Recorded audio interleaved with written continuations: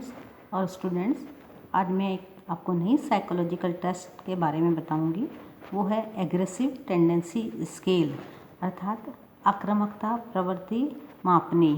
आक्रामकता एक negative emotions या निगेटिव अवस्था है जिसमें व्यक्ति में कई प्रकार के लक्षण दिखाई देते हैं, जैसे क्वारलसम यानी लड़ाकू प्रवृत्ति, लाइंग यानी दूसरों झूठ बोलना, स्टीलिंग चोरी करना, प्रोटेक्टिंग ब्लेम यानी दूसरों पर दोषारोपण करना, या अटेंशन सीकी ध्यान केंद्रित करना। ऐसे कई प्रकार के लक्षण पाए जाते हैं।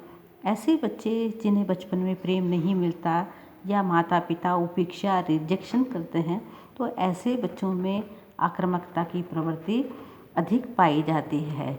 यह टेस्ट प्रीति तिवारी के द्वारा निर्मित है, जिसमें 14 साल से लेकर 24 साल तक के बच्चों या व्यक्तियों पर हम ये टेस्ट यूज़ करके उनकी एग्रेसिव टेंडेंसी को नाप सकते हैं।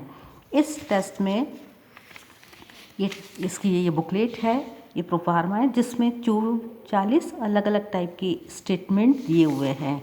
ये देखिए 20 इधर और 20 ये अलग स्टेटमेंट हैं जो कि रूटीन से रिलेटेड है। जैसे क्या, जब दूसरे आपसे कार्य में बिना मांगे अपनी राय देते हैं तो आपको गुस्सा आने लगता है। ऐसे इस टाइप से क्वेश्चंस हैं जिनके 3 अल्टरनेटिव हैं, सदैव, कभी कभी और कभी नहीं। अब इसमें से 40 जो क्वेश्चन है, 25 क्वेश्चंस पॉजिटिव स्टेटमेंट है और जो 15 क्वेश्चंस हैं वो नेगेटिव स्टेटमेंट है। जैसे पॉजिटिव कौन से हैं, यानी 1, 1, 2, 3, 6, 8, 11, 12, 14, 15, 17, 18, 20, 21, 23, 24, 26, 28, 29, 31, 32, 34, 35, 36, 40।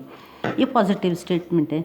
और ये नेगेटिव है 4, 5, 7, 9, 10, 13, 16, 22, 25, 27, 30 और 33 और 37, 38, 39।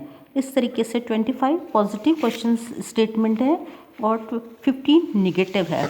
अब यदि इसने यहाँ पे पॉजिटिव स्टेटमेंट में यदि सदैव पर टिक लगाया या ऑलवेज पे, तो 2 मार्क्स, और कभी कभी के लिए 1 मार्क्स और कभी नहीं के लिए 0 मार्क्स।